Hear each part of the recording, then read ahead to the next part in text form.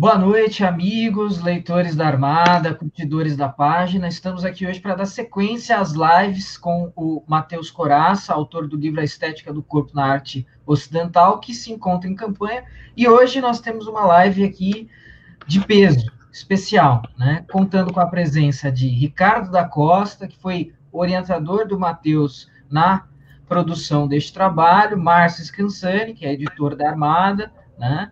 E o próprio Matheus, autor da obra, que vai nos guiar e trazer aqui as novidades e os elementos. Então, eu quero dar aqui o meu boa noite a todos, meu boa noite aos três convidados. Faço um pequeno alerta que eu vou fazer essa apresentação, levantar a bola e sair da live, porque eu tenho uma outra, num outro canal aqui, mas a conversa aqui vai seguir, vocês devem acompanhar cuidadosamente o que vai ser dito, e dessa maneira eu quero passar a palavra então para o professor Ricardo da Costa, porque a ideia da live de hoje é falar um pouco sobre a obra do Matheus do ponto de vista dos seus leitores, né, do ponto de vista daqueles que já tiveram um primeiro contato. Então, deixo aqui meu boa noite aos três, passo a palavra ao Ricardo e peço licença a todos. Muito obrigado e aproveitem aí, porque hoje a live promete. Beleza. Tchau, tchau, André. André. Vamos lá. Olha só, gente, boa noite. É um prazer conversar com vocês hoje, fazer essa transmissão ao vivo. Eu estou implicando com esses anglicismos, né? Live, streamer, não sei o quê. Transmissão ao vivo, né? Eu tô ficando velho, amargo e de mau humor com a vida, né? Mas estamos aqui ao vivo para falar do Matheus Coraça da Silva. Eu preferiria que fosse só o Coraça, Matheus Coraça, mas daria problemas familiares se retirasse o da Silva, né? O Coraça que é o chique. O Matheus, deixa eu mostrar aqui, olha. O Matheus, peraí, deixa eu pegar aqui a câmera. Isso. O Matheus é um menino formado em História. Conheci o Matheus, lá se vão, sei lá, não sei quantos anos, Matheus. Quantos anos? Quase 10, foi 2011. Meu Deus, quase 10 anos. O Matheus era estudante de História da Universidade Federal do Espírito Santo e brilhante desde cedo. Logo travamos contato e ele começou a estudar no meu grupo de pesquisa, que eu então desenvolvia grupos de pesquisa lá na universidade. Eu ainda tinha paciência, né, para lidar com as vicissitudes acadêmicas brasileiras, e o Matheus se destacou muito rapidamente, porque teve uma boa formação de base, uma formação consistente no seu primeiro grau, segundo grau, e passamos a trabalhar juntos. E foi uma longa história. Eu sou eternamente agradecido ao Matheus por ele ficar do meu lado ali em várias situações quixotescas da Universidade Federal, enquanto nós desenvolvíamos o nosso trabalho em conjunto. Hoje ele é um querido parceiro de trabalhos acadêmicos. E aí, Matheus, eu saí da História, fui para o Departamento de Teoria da Arte e Música, e Matheus acabou me acompanhando na pós-graduação, no mestrado, até que defendeu a sua dissertação em 2018. Eu estou aqui com um exemplar com a dedicatória muito bonita. Ele defendeu a sua dissertação em 2018, e é esse o texto base. Matheus, me corrija se eu estiver enganado. Não sei se você fez acréscimos, mas é o texto base do seu livro. Isso. Né? Corpos Profanados. O título original foi Corpos Profanados, Corpos Mutilados, entre Bernat Martorell e Caravaggio, João Batista em cena.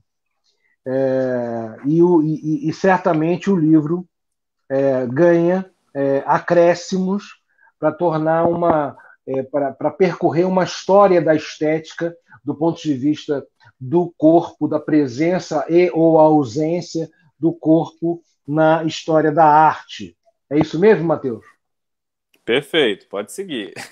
O Matheus é um escritor brilhante. Eu vou aqui rasgar a seda, né? Ele gosta um pouco de apostos, né? Eu tento cortar um pouco os apostos da vida dele, mas é um escritor brilhante, é um escritor erudito que segue, que aprendeu a organização acadêmica, a forma erudita de embasar as suas afirmações, a sua narrativa. Nesse nosso papo de hoje, Matheus, me corrija novamente se eu estiver enganado. Nós vamos falar muito rapidamente do segundo capítulo do livro, que é Em Busca, é isso mesmo, Matheus? Em Busca de Bernat Martorell. O capítulo, na verdade, é A Pintura Ganha Corpo, né? E ele se divide em 2 subcapítulos, que é Em Busca de Bernat Martorell e a outra parte sobre o Caravaggio. Então, nessa parte do livro, deixa eu arrumar aqui a mão, nessa parte do livro, o Matheus faz um levantamento histórico muito bem feito, muito embasado, da coroa de Aragão, porque esse trabalho também ele está inserido, grosso modo, nos trabalhos acadêmicos desenvolvidos por IVITRA, que é um projeto internacional de pesquisa levado a cabo pela Universidade de Alicante, sob a batuta do professor Vicente Martins. E esse doutorado, ele tem como tema, recorte cronológico e geográfico, a coroa de Aragão. E um dos primeiros, uma primeira alavancada no trabalho do Matheus, se não me falha a memória, foi sobre a arte gótica tardia, o gótico flamejante, como queira, da coroa de Aragão. E aí se inseriu, nós escolhemos o Bernat Martorell, que é um artista bastante destacado da coroa de Aragão, nesse período do século XIV e início, primeira metade do século XV. Nesse capítulo do livro, o Matheus faz um levantamento muito bem feito desse período, que é um período muito rico na arte gótica, né? Tem um subtítulo que eu acho muito bonito, Uma Nova Luz no Gótico, a produção martorelliana, né? E ele, olha, quanta erudição, ele faz uma narrativa muito calcada na bibliografia mais recente a respeito desse artista. Mescla história, arte, estética e contexto cultural sociopolítico. Matheus, está indo bem aí? Perfeito. Posso fazer uma parte? Por favor, palmeirense. Enquanto isso, eu tomo aqui uma dose. Eu falo por outro ponto de vista, né? Eu falo do ponto de vista editorial. Quem está tocando esse livro editorialmente é o André. Mas eu sou assim, vamos dizer assim, fico verificando por cima, vamos dizer a coisa. A nossa preocupação do ponto de vista editorial é transformar um trabalho acadêmico profundo numa obra palatável para o leitor comum. Para uma coisa, ele não vai ser nunca um leitor comum. O leitor da Armada não é um leitor comum. Mas nós somos, vamos dizer assim, um leitor um pouquinho não acadêmico. Tá? Não é um leitor, o leitor comum corintiano, é um leitor palmeirense, né? É palmeirense, porque corintiano não sabe ler. Não, alguns sabem. Comprem o livro Corintianos, por favor. Isso, então, essa é a coisa, né? Aliás, o Matheus acaba de ser promovido a palmeirense honorário, o Ricardo já é. Tá? O André saiu da live, o André é corintiano, coitado, mas ele nunca foi preso. Mas ô Márcio, olha, o Matheus olha, dos alunos que estudaram comigo, o Matheus assim, é um dos melhores na narrativa, no texto em si, né? Não, sem no dúvida. aspecto formal. Eu ia É chegar nisso. levíssimo o texto. Não, eu ia chegar nisso. O Matheus escreve muito bem, ele tem a capacidade de escrever com leveza.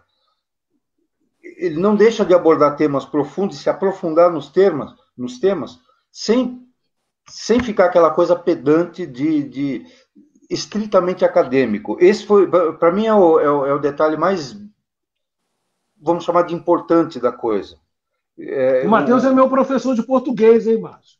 Ele me falou, olha, eu ia fazer uma fofoca a respeito do Ricardo no final da live, não, Da do transmissão ao ao vivo. vivo.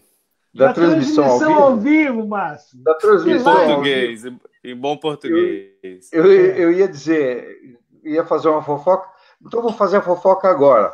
Quando estávamos terminando este maravilhoso livro aqui. Opa! O Matheus está nele Ricardo também. Falou. Oi? O Matheus está nele também. Sim, eu sei que está. O Matheus foi um dos que escolheu os textos que iriam compor esta obra-prima aqui. Verdade. Na introdução deste livro aqui, eu mesmo coloquei que foi uma tarefa, vamos dizer, considerável. Neste livro aqui, o Ricardo falou assim para mim, quando eu estava fechando o livro, falou assim, você sabe que eu sou chato, né? Eu falei, imagina, eu não tinha nem percebido. Comentei isso com o Matheus disse, eu sou pior que ele. Eu faço as revisões dele, eu sou pior que ele. Bom, eu sou não, pior mas para que você ele. ter uma ideia, para você ter uma ideia, Márcio, hoje na divulgação dessa transmissão ao vivo, eu criei caso com o Mário. Falei, Matheus, olha, pelo amor de Deus, arruma o textozinho lá de divulgação dessa live, porque não tá bom, não. Aí ficamos aqui, eu e Matheus, numa digressão de dois chatos, né? Para fazer a mudança lá do textinho da e divulgação. Quando eu fiz o release para a imprensa disso aqui, você lembra? Olha, você implicou até com vírgula. Eu implico. É porque a vírgula, o Márcio, o Matheus sabe. Para a imprensa? É um termo que não tem um substituto. O Matheus sabe, uma vírgula mal colocada dá divórcio. Mata tudo. Dá divórcio. Opa. Não tem jeito. Eu parei um livro, pela outra editora, eu parei um livro na gráfica por causa de uma vírgula na orelha. Na orelha, na biografia do autor, tinha uma vírgula a mais.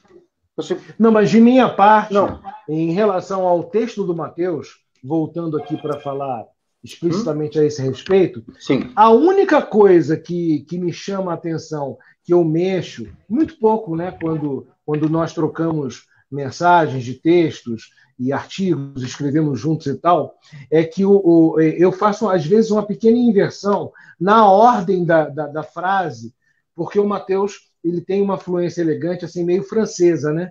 Então, os franceses fazem aquela coisa, né? Para falar eu te amo, eles, olha, talvez seja interessante. Aí faz aquele rococó danado, né? E aí eu costumo... eu tiro o aposto do meio, coloco no início da frase, e aí a frase do Matheus fica... ela é leve, ela é muito leve. O Matheus tem uma redação muito suave, mas aí ela fica mais fluida, digamos assim. É a única coisa que... Isso vai ser o trabalho de edição assim que os textos ficarem prontos. Vai ficar a cargo do André e, finalmente, meu cargo. O final, a leitura final, vou fazer... Aí que mora o perigo, Matheus. Aí você tem que tomar cuidado, hein? Quando chegar na hora do Márcio, você tem que tomar cuidado, porque o negócio vai ficar periclitante. Porque eu sou chato. Eu sei que eu sou chato, eu assumo isso. Alguma coisa que eu acho que tem que virar nota, eu vou ficar insistindo até virar nota. Verdade. Se for o caso, eu faço a nota. Em vários casos eu já fiz. Eu mesmo faço a nota, eu coloco, mando para o autor, nada sai sem permissão do autor, mas é assim, se existe a necessidade, Matheus, aqui precisa de nota. Não, mas não, você está com o seu leitor na cabeça. Eu tô com o leitor, vamos dizer, comum. O palmeirense e o corintiano. É um corintiano, né? Assim, esse cara não, ele provavelmente não vai entender isso aí. Eu, quando estou lendo, eu estou como editor, obrigatoriamente eu sei do que se trata, se não souber eu pergunto, se não souber eu pesquiso. Só que é uma coisa que eu não quero transmitir para o leitor. Claro. Nós não deixamos chegar ao leitor, quer dizer, não dá trabalho ao leitor. Quer dizer, qualquer um sabe que um leitor da Armada, por exemplo, ele sabe muito bem que ele vai, puxa, pegou algum termo que ele não entende, que ele não compreende, ou alguma coisa alguma circunstância que ele não compreenda, ele sabe que ele vai, onde ele vai pesquisar para descobrir, etc. Só que eu não quero dar esse trabalho a ele. O que eu quero é que ele pegue o livro e se concentre nele. Aliás, esse aqui é do Rogério, da semana que vem. E se concentre nele, ele esteja concentrado no livro e acabou. Eu não quero dar trabalho para ele. O sujeito Deixa eu já... aproveitar, caso... Márcio. Deixa eu aproveitar esse papo aí, que a gente já está nesse assunto. Isso, na verdade, eu e a André até abordamos esse tópico da escrita na semana passada, na live da semana passada. Mas é bom para complementar, acho legal a gente tocar nesse ponto, né? Na atual crise da língua portuguesa, nós discutindo vírgulas é algo muito enigmático. Não, mas vamos continuar discutindo. Claro, isso é importante. Está caindo, não é por culpa nossa. Exato. Nós não temos responsabilidade sobre isso. A nossa responsabilidade é mantê-la viva. Exato. Mantê-la viva e mantê-la culta. E a norma culta tem que valer. Ponto. Exato. Agora, volta ao assunto. O Ricardo fez várias colocações a meu respeito e agradeço-as de coração muito aberto, porque a Ricardo, além de um mestre, é um amigo muito querido, é meu mentor, é a pessoa com quem eu me aconselho todos os dias, e eu acho que mais importante essa relação de amizade, não tem outra coisa que ultrapasse isso. Não tem. O Ricardo manda na Armada, ele sabe disso. Ele me ensinou muita coisa, e nesse ponto a escrita é uma coisa que fica muito evidente nesse período que a gente pesquisou juntos, e ainda temos os nossos trabalhos em conjunto, né? E ele sempre tocava nesse ponto, falava assim, Matheus, desde quando ele era meu professor na graduação, nós estamos num momento em que os historiadores não sabem escrever, os historiadores são chatos, o texto é árido, né? Então, assim, vamos dar corpo para esse texto, vamos colocar os personagens, vamos dar poesia, vamos trazer algo que realmente ative a atenção do leitor. E aí o que era mais legal é que ele sempre tocava nesse ponto. O leitor médio não é o leitor especializado, não é o historiador apenas, mas é o leitor que pode pegar o texto lá no site, que pode pegar o livro ali na estante da livraria, abrir, olhar e se interessar, né? E entender, e tentar pelo menos entender ou se aproximar daquele conteúdo que muitas vezes não faz parte do interesse dele inicial. Às vezes o cara trabalha num outro domínio, numa outra profissão que não tem a ver diretamente com esse trabalho acadêmico e intelectual que nós estamos fazendo. Então essa foi uma lição que ele me deu desde muito cedo, desde quando eu pesquisava com ele na graduação, e toda a dissertação que deu origem ao livro, A Estética do Corpo na Arte Ocidental, e que vai ter os seus acréscimos, evidentemente, mas houve um cuidado da minha parte de ter, uma frase que eu brinco com ele de vez em quando, é ter pena do leitor. O leitor, ele... mais do que pena, mas ter amor por ele, né? A pessoa que está lendo você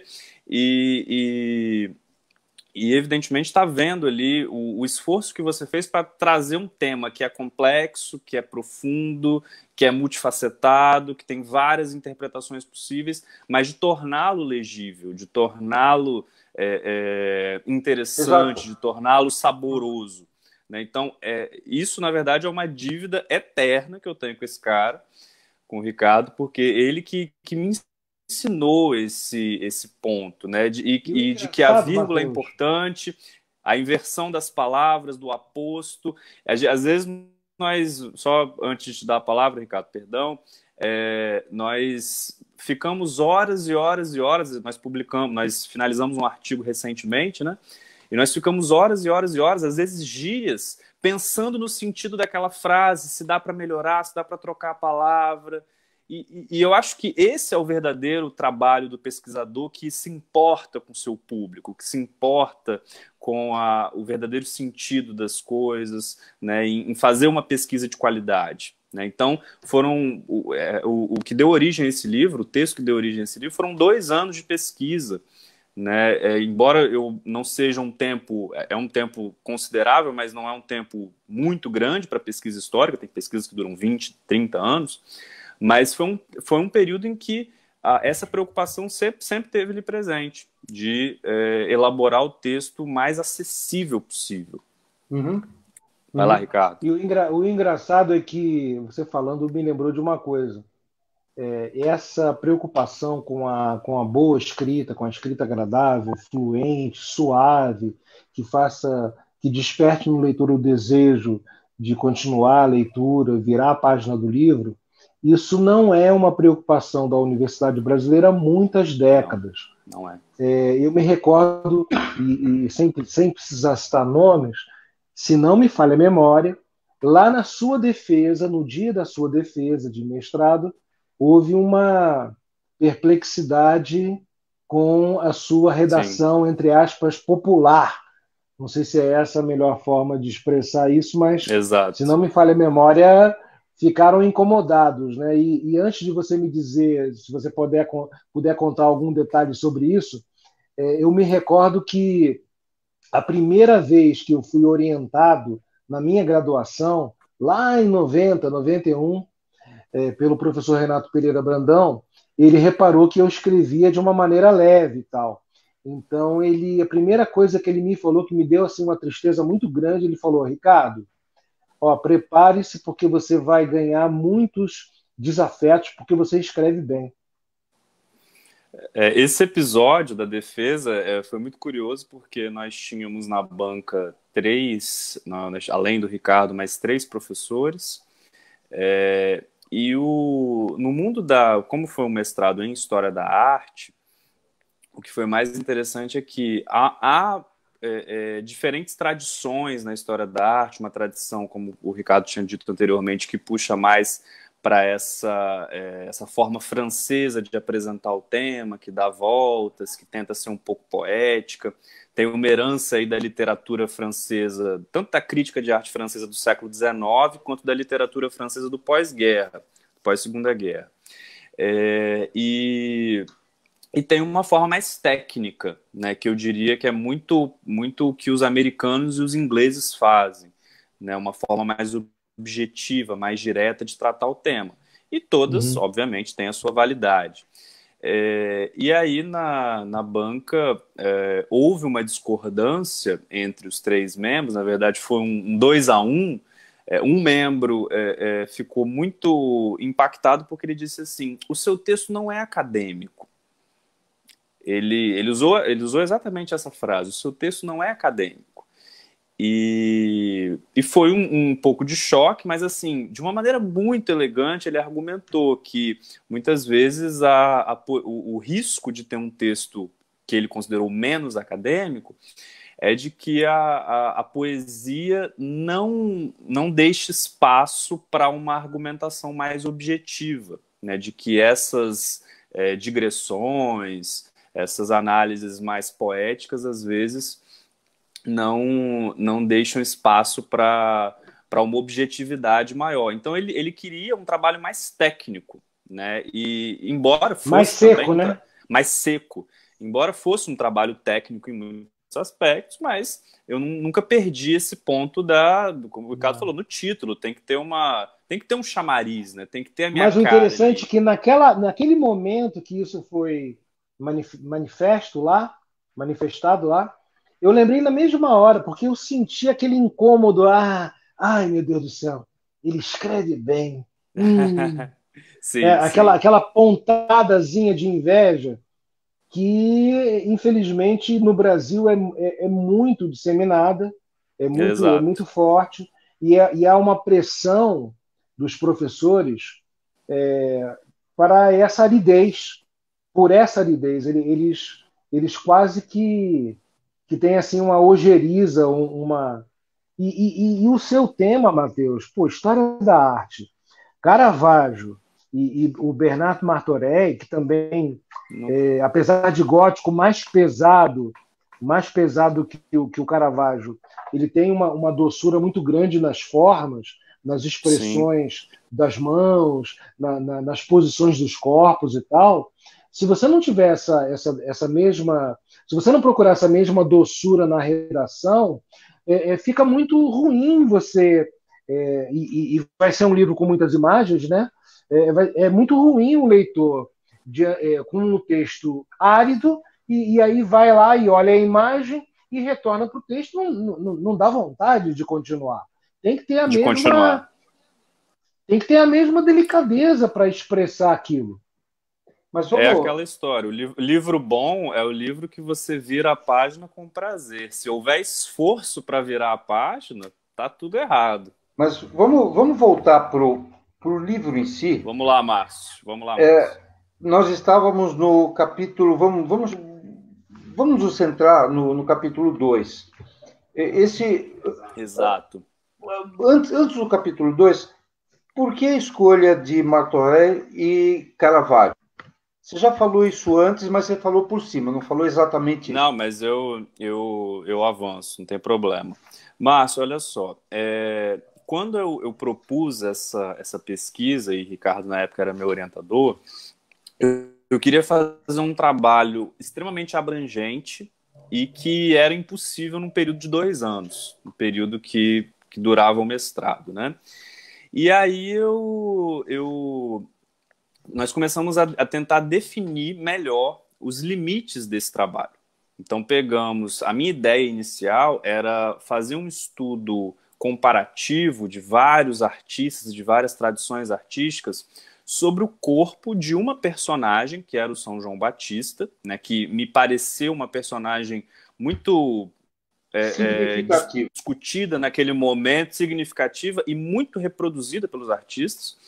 E aí a ideia era pegar do final da Idade Média, do período do Gótico Internacional, principalmente, que era um período que eu já estudava, aliás, e levar até o Barroco. Né? Então, por quase 2 séculos, fazer uma análise da recorrência das manifestações, principalmente corpóreas, dessa personagem do São João Batista nesses artistas. Uhum. E Peraí, isso teve a mas antes de você ver com... continuar, Diga lá. deixa eu criar um caso aqui. Por que uma personagem e não um personagem? É porque nós seguimos a norma culta da língua portuguesa, né? Um Personagem é personagem. feminino, é feminino. Na Personagem norma feminino? culta, personagem é feminino. Uma personagem. É Se bem que eu mesmo, acho que é? já foi incorporado o duplo gênero, né? Acho que pode ser os dois, se eu não me engano. Mas Vai lá, mas já continua, vai lá. eu sou eu sou um jovem de alma velha, então eu uso uma personagem. Personagem, Bom, bonito. mas voltando ao tema. E aí o que aconteceu? Propus isso para o Ricardo, isso teve muito a ver também com um período em que eu viajei, fui à Europa, conheci os grandes museus, né? Então, e aí vi muitos artistas e você volta com aquele desejo de pesquisar tudo e falar sobre tudo. E aí o Ricardo falou, peraí, vamos dar um freio aqui nesse carro desgovernado e vamos colocar limites. Você tem que fazer uma pesquisa que caiba em 2 anos, porque a pesquisa que você está propondo é uma pesquisa para 5, 10 anos, talvez. Então vamos limitar.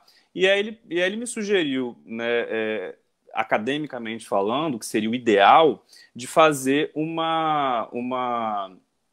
de pegar os extremos da minha proposta. Ao invés de fazer um processo longo de transição entre o gótico internacional e o barroco, passando pelo renascimento, pelo maneirismo, ele fala assim, vou pegar os dois extremos, vamos pegar o gótico e vamos pegar o barroco. Eu falei, beleza. E aí ele falou, então você vai escolher dentro desses dois desses dois movimentos, dessas duas estéticas, um artista de cada. Falei, show de bola, vamos lá então. E aí no Barroco foi imediato. Falei, pô, no Barroco não tem outro, no Barroco é Caravaggio, né? Então era um artista que tinha um apelo pessoal muito forte, né? É até muito curioso porque o meu primeiro contato com história da arte, que me levou a fazer essa pesquisa e a querer estudar, foi um dia quando eu estava com um amigo muito querido lá no Rio de Janeiro e entrei na Livraria da Travessa ali no centro do Rio de Janeiro. E aí o livro que estava exposto era justamente esse livro aqui, ó, que eu vou mostrar para vocês, que eu fui comprar anos depois. Esse livro estava aberto com as... Opa! Caiu o telefone. Eu estou segurando aqui porque... Por isso que treme aqui a imagem, né? Mas eu não lembrava dessas especificidades da orientação, não. Eu estou achando a orientação muito boa, fazer 2 recortes nos 2 extremos, cada um com um artista. Eu teria preferido ficar ali no gótico, porque é um período ainda muito pouco estudado no Brasil. Não, mas, aliás, para falar a verdade, qualquer coisa anterior ao século XIX tem sido muito mal estudado no Brasil. Uhum. Né?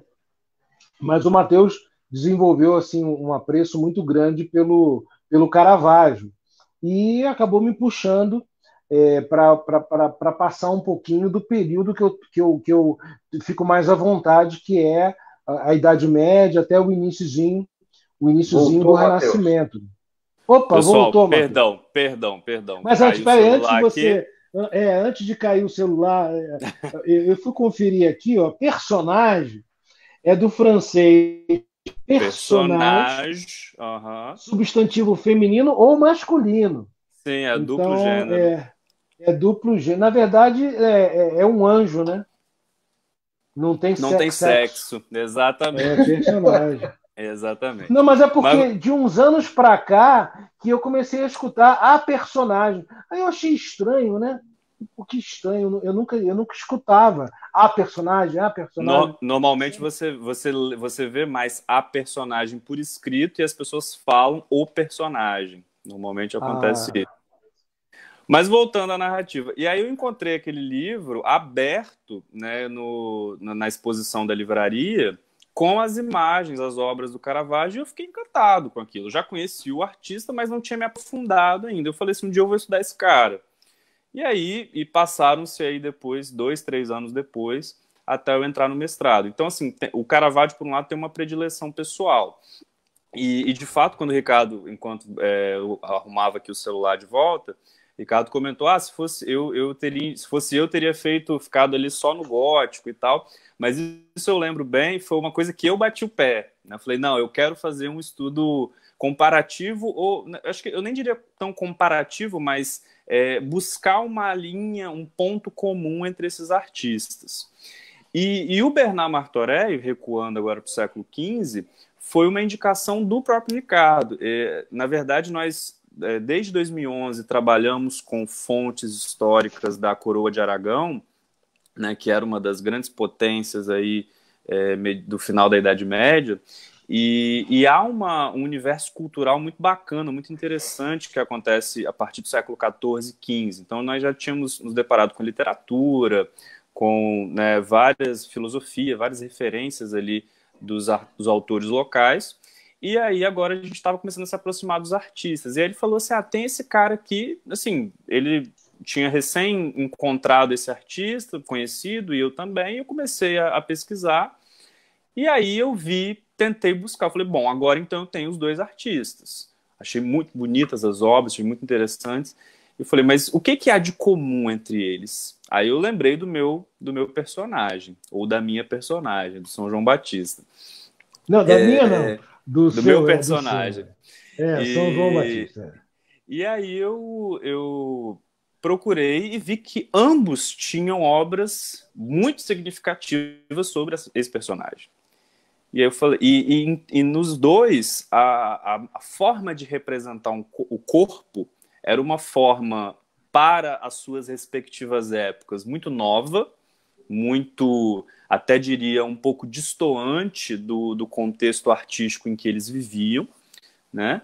E que trazia movimentações, gestos, expressões faciais que enriqueciam aquele contexto estético de cada um. Então, assim, foi para tentar fechar a pergunta do Márcio aqui, foi uma escolha inicialmente quase que por acaso, mas que parece que tinha sido feito, de que os artistas e as obras que eles tinham elaborado tinham sido feitas ali para aquele meu trabalho. Né? Então é aquele momento em que a fonte histórica e a fonte artística ela sorri para o pesquisador, né? Ela fala assim, ei, me analisa aqui, faz aqui o trabalho comigo. Foi mais ou menos isso que aconteceu, de uma maneira mais ilustrativa aí. Agora veja você, Márcio, como é agradável conversar sobre cultura, né? Porque no Brasil parece que o brasileiro só quer falar de política. Isso é um negócio insuportável. Você vê o Matheus falando sobre um artista catalão, aragonês. É pior ainda, Ricardo. É pior ainda. O brasileiro nem só política. O brasileiro fala de futebol, de futilidade, de bobagem. Quando fala de alguma coisa mais séria, fala de política. Não, nesse aspecto, o trabalho da Armada... É pior ainda. Nesse aspecto, Matheus, você tem que aguentar o Márcio, as chatices do Márcio, porque o trabalho que ele faz na Armada compensa a rabugice dele, entendeu? Que eu sou rabugice. Olha, minha doce cara Helena, que o Ricardo conhece, que deve estar escutando aqui, lá de Porto Alegre, me chama de ogro, ridículo, desagradável, rabugento e não me lembro o que mais. Então, puta, uma coisa que aborrece muito é assim, essa vulgaridade das... As pessoas gostam do vulgo mesmo e acabou. Tudo bem, é direito deles, não tem exatamente nada com isso, mas a Armada existe para pelo menos combater um pouquinho desse sintoma de degradação cultural, de degradação moral. Porque agora, da degradação cultural você vai cair na degradação moral, não tem outro jeito. Deixa eu fazer uma pergunta para o Matheus. Nesse contexto, Matheus, por favor, porque o entrevistado é ele. Deixa eu fazer uma pergunta. Nesse contexto de decadência cultural, de analfabetismo funcional, de grosserias públicas, quando as pessoas discordam de você, elas partem para o baixo calão, para a ofensa, para o xingamento. Pessoal. Tudo é pessoal. Nesse horror que é hoje a sociedade brasileira do início do século XXI, como é que você acha que o seu livro pode ajudar a minimizar um pouquinho que seja esse ambiente desolador que a gente vive? Pergunta filosófica, profunda, e inclusive vai ao encontro aqui de um dos nossos acompanhantes aqui, de um dos nossos observadores da transmissão ao vivo, César Pedroso. Ele tinha feito mais ou menos a mesma pergunta. Ele disse assim, por que esse livro é importante hoje em dia no Brasil? Né? E aí a resposta que eu tento elaborar aqui. Bom, eu acho que nós, pesquisadores, historiadores da arte, enfim, nós primeiro pesquisamos um determinado tema, estudamos um determinado tema para o nosso próprio prazer, para atingir a uma questão pessoal. Né? Essa pesquisa, os nossos trabalhos surgem desse ímpeto de querer conhecer, de querer estudar, de querer pesquisar, né? E não há dúvida quanto a isso. E aí vou lembrar de uma análise que até você fez, Ricardo, né, do para que serve a história, e aí você colocava para nada 3 pontinhos, fazia uma ironia ali, porque de fato... Tá aqui. Tá nesse livro aí, ó. Tá aqui. A Ó. história, a arte, a filosofia, né? Não há uma utilidade prática para isso, né? Para todo esse conhecimento, para toda essa gama de conhecimento. Prática no sentido de que, se você precisar trocar uma lâmpada, você não precisa ser um historiador, conhecer profundamente a história da humanidade para poder fazer isso. Para poder, né, criar um determinado instrumento, um determinado objeto, fazer uma ferramenta, né? São técnicas, são funções práticas que não demandam esses conhecimentos. A questão e aí acho que o Márcio tinha tocado nesse ponto meio que en passant, uma sociedade que, e isso está muito evidente no Brasil hoje, uma sociedade que não tem profundidade, que não sabe discutir temas elevados, que não se interessa por temas elevados, está fadada, geração após geração, à ignorância, ao barbarismo, né, à intolerância e à decadência de uma maneira geral. Lembro-me agora do Mário Ferreira dos Santos, que escreveu um livro profético chamado Invasão Vertical dos Bárbaros. Aqui atrás. Tem aqui na minha estante também. E esse livro, se eu não me engano, foi escrito foi publicado em 67. 61, parece. Foi década de 60, não me lembro exatamente quando agora, mas ele antecipa análises que nós vamos observar de maneira muito direta na universidade brasileira nos anos 80, 90 e nos anos 2000 e até hoje, né, em que há uma perda total dessa profundidade que eu falo. E não é uma profundidade para, nós vamos aqui debater entre nós três aqui, sobre a grandiosidade da filosofia, sobre Platão, sobre Aristóteles, sobre esse ou aquele artista. Não é isso. É a ideia de que você não tem nada além, se uma sociedade não discute esses temas, ela não tem nada além da política, do futebol, né, e de temas mais comezinhos, que não acrescentam, que não formam. Então, a arte... Um detalhe aí, Matheus. Tem mais um detalhe aí. Pode falar. Esses caras, o pedreiro, o eletricista, o cara que vai trocar uma lâmpada, ou você mesmo, quando você vai trocar uma lâmpada, tudo isso está baseado, ele está, vamos dizer assim, ele está enraizado na sociedade que foi formada por esses caras, na cultura que formou a sociedade, que formou esses caras que fazem os trabalhos mais, vamos dizer, um pouquinho mais do dia a dia. Sim. Né? Então, não está livre disso. Nem mesmo esse cara que está o sujeito mais simples, etc., nem mesmo ele está livre da dívida para com a alta cultura. Exato. E faz a arte, então, nesse sentido, para tentar concluir aqui o pensamento, tô elucubrando, Ricardo, porque é uma pergunta que faz pensar e vai, né, puxando várias reflexões.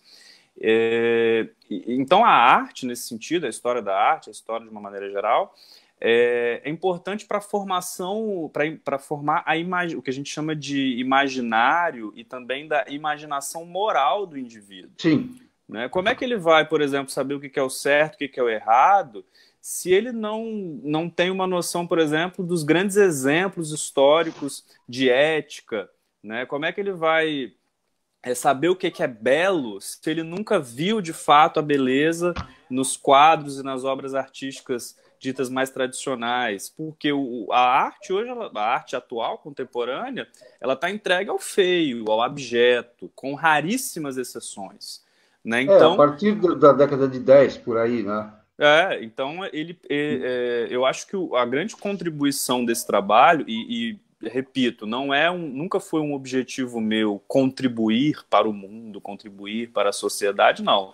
É uma realização pessoal, mas eu acho que o que vem a reboque dessa realização e da publicação desse livro é uma centelha, uma faísca para essa necessidade de uma sociedade embrutecida como a nossa, uma sociedade ríspida, rude, completamente que despreza a cultura e que despreza o que é mais elevado, tenha mais uma forma de se formar, de aprender. Né? Ou seja, com o seu objetivo pessoal, você está contribuindo com isso. Nem que não seja intencional. Exato. Já conversei sobre isso com o Ricardo uma vez também. Assim, não interessa o motivo, interessa o resultado. Claro, eu fiz essa pergunta. Eu fiz essa pergunta porque eu imagino que muita gente no Brasil também faça a pergunta, e infelizmente, de um modo geral, são pessoas que não tiveram contato com a alta cultura, com as coisas mais delicadas, com as coisas mais sublimes, esteticamente belas e tal. É um povo que vive, como é que falava antigamente, né? Que vive para comer, fazer sexo e dormir, e não tem, e trabalhar para viver, não tem outra forma de...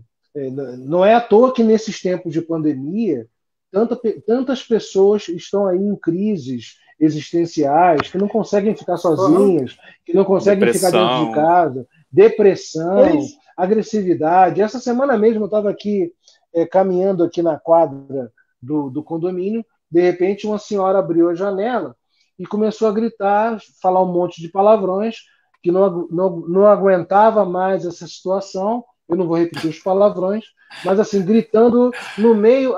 Eu acho que ela estava no 10º andar, né? Aí eu parei para olhar, eu falei, coitada, gente, não tem uma música para escutar, um livro para ler, alguma coisa que distraia a mente, que tire ela das preocupações dessa vida cotidiana, porque a primeira coisa que a pessoa faz quando está num momento desses não é procurar coisas comezinhas, coisas do dia a dia. Vai querer ouvir uma música, vai querer distrair a cabeça com coisas boas. E nada como um livro como o Mateus e o trabalho da Armada para satisfazer isso. Com toda certeza. Então é por isso que eu digo que não é falsa pretensão nem nada, nem falsa modéstia, nem nada disso. É que o que o Mateus está fazendo, esse negócio, primeiro que o tema é fascinante, fim de conversa, estética do corpo na arte ocidental, esse negócio é fascinante. Para mim... Você vai caprichar na edição, né, Márcio? Oi? Você vai caprichar na edição, né? Eu não sei não caprichar. Eu não sei como é que faz sem caprichar. Você não sabe mal feito, caprichar, né? Eu não sei. Vocês viram, não sei se vocês viram isso aqui. Semana que vem nós temos uma conversa com o Rogério. Isso aqui ficou uma obra... Você não tem, Ricardo? Eu acho que eu não tenho, não. Agora eu estou aqui em Juiz de Fora, né? O Matheus tem, né? Eu tenho. Semana que vem acho que eu tenho, sim. Essa mesma conversa com o Rogério. Eu tive com o Rogério aqui em Juiz de Fora, claro, eu tô gagá. Então tá. Então, esse tipo de coisa, assim, não é só política, não é só atualidades grotescas da nossa sociedade, tipo... Não é só combate cultural, quer dizer, o combate cultural direto. A preparação para o combate cultural está aqui. Está nesse tipo de coisa. E está nesse livro do Mateus, eu já falei isso para ele mesmo. A Armada está baseada em duas coisas, né? Dois, vamos chamar de pilares, que é preparação para a guerra cultural e armas de combate para a guerra cultural. Acabou, nós estamos em guerra e não adianta dizer que não. Vamos ficar assim, puxa, tudo bem, é lógico, eu adoro isso daí, mas se a gente não prestar atenção que nós estamos em combate, eternamente estamos, né? Se não prestar atenção o livro do Mateus é para ser lido. O livro do Mateus é para ser lido na tenda, no intervalo entre uma batalha e outra. O senhor também. O seu também, porque ele é preparatório para as próximas batalhas. De preferência Nós com uma taça de vinho próxima, com a Opa, o pessoa meu já acabou amada. aqui. Olha, eu gosto mais de uísque, mas não é que eu dispense vinho. A minha Mas, patroa adora vinho. Eu gosto mais de uísque, ô Márcio, mas a gente se entende com tem isso. uma frase que eu li esses dias e que eu acho que arremata essa pergunta do Ricardo, que é muito interessante. Então, eu até anotei que tem os meus alfarrábios, que eu vou anotando as coisas que me saltam os olhos, né? E aí a frase dizia o seguinte: a arte existe porque a vida não basta. A vida mais comezinha, essa vida que a gente está falando de fazer sexo, comer, beber e dormir, né, e se sustentar minimamente. Uhum. E trabalhar para o dia seguinte fazer a mesma coisa. A arte existe porque isso só não basta. Isso só não basta. E quando o Ricardo fala aí da senhora que, né, fala palavrões e que não aguenta mais, é porque provavelmente a vida dela está resumida a sair do apartamento, trabalhar, né, sobreviver, e não há arte, não há espaço para arte, não há espaço para música, não há espaço para nada disso. Sensibilidade, não há espaço para alguma coisa que seja um pouco mais sensível. E vamos dizer assim, coisa de sensibilidade, isso aí é coisa de criança, é coisa de... Desculpa, não é não, viu? Exato. Então, voltando àquilo que o Ricardo falou, é muito bom conversar sobre esse tipo de tema. É uma coisa, é leve. Com certeza. Ô, Márcio, traz de novo alguma coisa que nós temos de mais puro, de mais sagrado. Deixa eu voltar só aqui Não, só voltar aqui enquanto nós vamos elucubrando aqui, as perguntas aparecem aqui na página. Sim. E aí tô me dedicando aqui aos leitores e às pessoas que estão assistindo. Teve deixa eu achar aqui, Felipe Duarte, ele perguntou assim, quais autores embasaram mais o livro? E eu gostaria até de responder essa pergunta, até separei alguns livros aqui, porque esse capítulo especificamente que nós estávamos discutindo, capítulo 2, sobre o que trata, faz uma narrativa da obra, da produção artística do Bernard Martorell e do Caravaggio, e aí eu separei aqui alguns livros para poder indicar, né, e foram as minhas grandes referências nessa pesquisa. Sobre o Caravaggio, eu já tinha mostrado esse, né, do Roberto Longhi, que foi um grande pesquisador italiano, né, o Márcio adora os italianos, um italiano do início do século XX, ele foi o cara, na verdade, que reabilitou o Caravaggio, porque o Caravaggio foi considerado um artista maldito, porque não obedecia à igreja, não tinha essa... não se dava bem, inclusive, com os artistas do período em que viveu. Então ele foi completamente renegado, tanto é que recentemente, há 10 anos atrás, foram descobertos quadros dele em porões de casas, de mansões na Europa, que nem se sabia que eram quadros dele. E aí ele fez esse trabalho de reabilitação. Então ele fez vários estudos monográficos sobre a obra do Caravaggio e ele deu espaço, então, para o Caravaggio voltar à arte, né, durante o século XX, voltar como um artista de talento e evidentemente, como um gênio, né, apesar das suas questões íntimas, pessoais e das suas loucuras, mas a genialidade não ficou aquém, né, no seu trabalho. Alguém me disse, eu não me lembro quem, que ele faria essas obras com tamanho amor, com tamanho empenho, como uma espécie de retratação, de compensação a Deus pela doideira dele. Pela doideira dele, porque ele era mais ou menos devasso, mas ele não era um cara mau, né? Não, ele, na verdade, cometeu algumas loucuras, e eu relato isso nesse capítulo, tal, né? Se envolveu em muitas brigas, e a principal das loucuras que ele se envolveu foi uma luta de espada com um desafeto, e aí ele feriu esse desafeto na parte interior da coxa. E aí, não sei se vocês imaginam, eu acho que vocês sabem que passa uma artéria, né, na coxa, nessa parte interna. Sim. E aí ele cortou não socorreu o cara, deixou o cara lá se esvaindo em sangue, o cara ficou agonizando durante algumas horas e morreu, e veio a óbito. Na época ele morava... Nápoles, não foi? Isso foi em Roma ainda, isso ainda Em foi em Roma, Roma.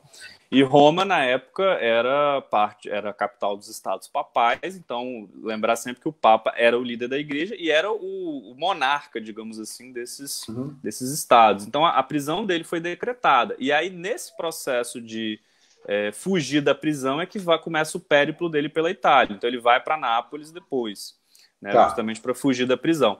E aí, nessa fase napolitana, lógico, a fase romana, que é a principal, é uma fase de contrastes, de contradições, em que ele vive os extremos do sagrado e do profano, da vida religiosa e da vida pagã, digamos assim. Ele morava no castelo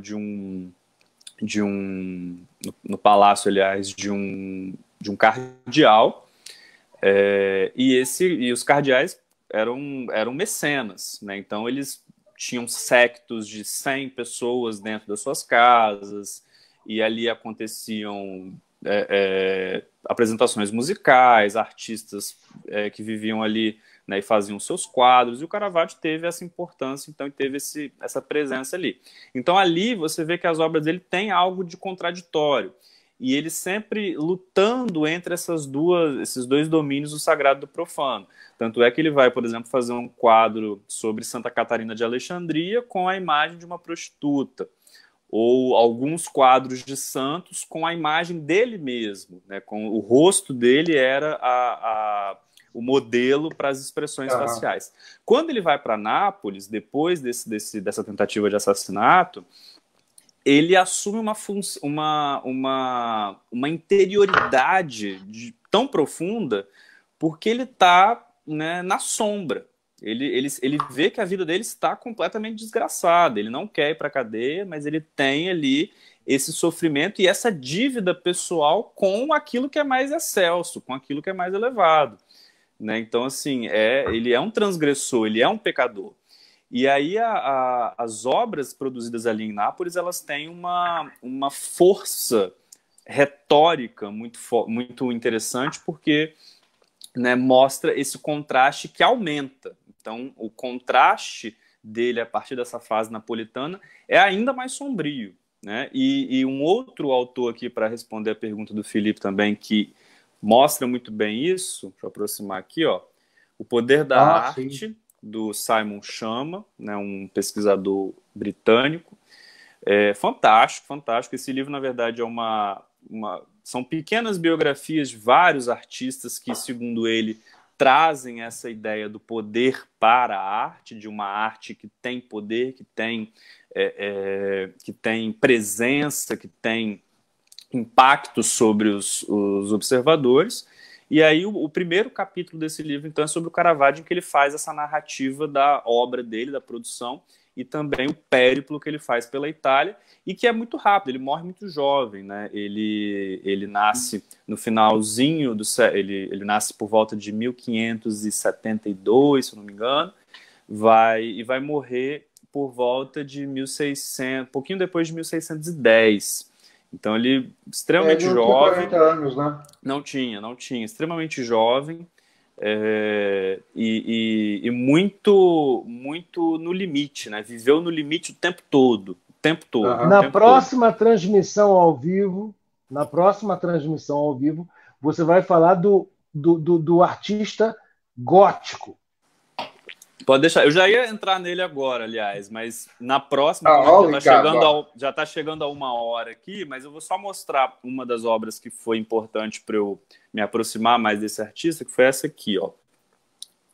Não vai dar para ler o título, mas Bernard Martorell, O Mestre de São Jorge, porque a obra mais famosa dele foi o São Jorge, que estava originalmente no Palácio da Generalidade da Catalunha, que é um órgão administrativo lá da região.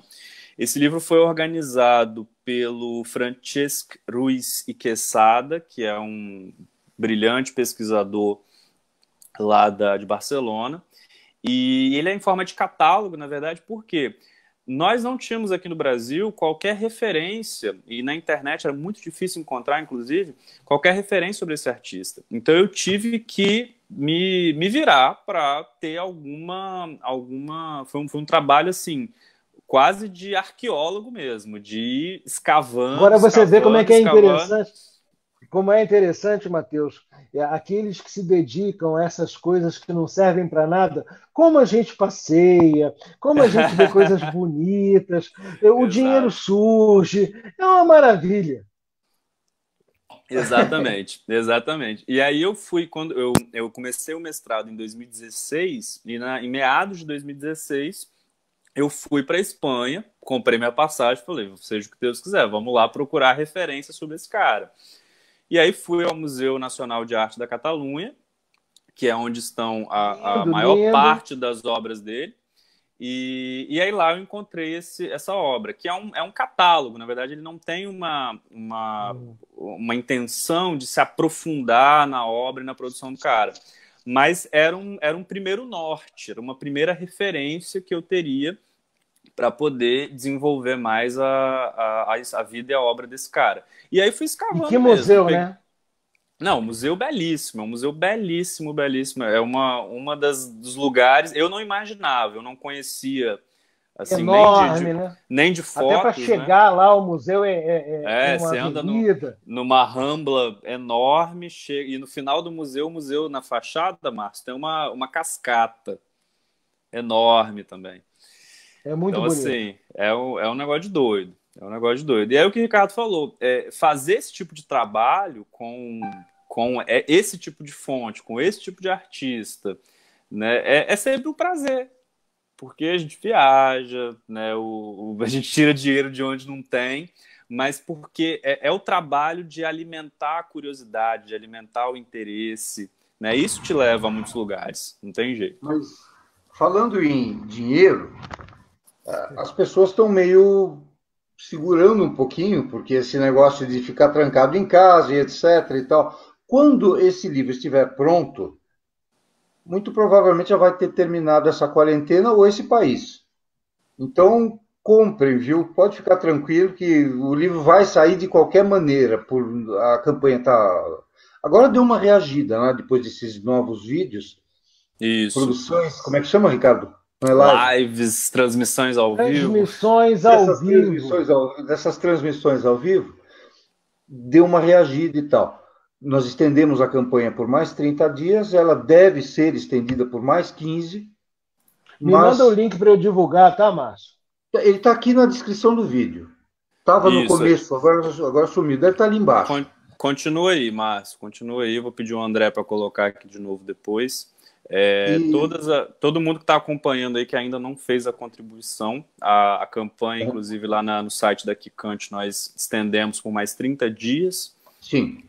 Né? Então, talvez venhamos a estender por mais 30. Depois de terminado esse período, são mais ou menos, grosso modo, 15, 20 dias para trabalho de texto, mais uns 15 dias, uns 10 dias para diagramação, uns 5 dias para correções, né, para emendas, e 14 dias de gráfica, 2 semanas de gráfica. Ou seja, contamos aí, um mês e meio, terminada a campanha, um mês e meio, se bem que a gente já está começando a trabalhar o livro, a trabalhar o texto e elaborar a capa, etc., antes. Então, já vamos tirar uma semana e pouco daquele período que eu acabei de falar.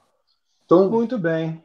Dá para e se mesmo que não venhamos a atingir o resultado, nem que saiam só 40 livros ali, tá bom, nós vamos rodar 100 livros. O Márcio, além de rabugento, ele está agora pessimista. Só piora. Não, isso não é pessimismo, isso pelo contrário, isso é otimismo. Eu não quero nem saber o que vai acontecer. O livro vai sair, fim de conversa. Aliás, Matheus, o Márcio está me devendo o lançamento do meu livro. Podemos, quando sair o seu, fazer uma coisa só em São Paulo. Com o maior prazer. Porque ele está me devendo uma garrafa de vinho italiano de R$ 500 a garrafa. 500 não, mas de uns 150 dá. Pessoal, mas, gente, então eu preciso ir. Nós já passamos aqui de 1h já estamos quase em 1h e 5 minutos, mas só para finalizar mesmo, eu preciso ler esse comentário, porque é da minha sogra. Olha o que ela respondeu aqui, ó. Por favor. Sua paixão pelo tema é inspiradora, vai nos envolvendo na história, parabéns. Então, com essa eu encerro. Eu acho que não tem mais nada a dizer, pelo menos por agora. Eu também quero parabenizar o Márcio pela iniciativa, e o trabalho do Matheus é brilhante, e vou ficar na torcida aqui para o livro sair muito bonito, a altura do texto, que é muito suave, e dos dois artistas. O Matheus hoje não falou muito do Bernardo Martorell, mas na próxima ele me convida para eu escutar ele falar sobre o gótico aragonês. Márcio, obrigado pelo convite. A gente faz uma outra com você para tratar especificamente desse tema. Lá de Brasília, eu já vou estar em Brasília semana que vem, a gente Perfeito. Então, senhores, a quem assistiu, a quem teve a paciência, muito obrigado. Ao Ricardo, ao Matheus, muito obrigado. E vamos em frente. Eu que agradeço. Pessoal, boa noite. Boa noite. Abraço, tchau.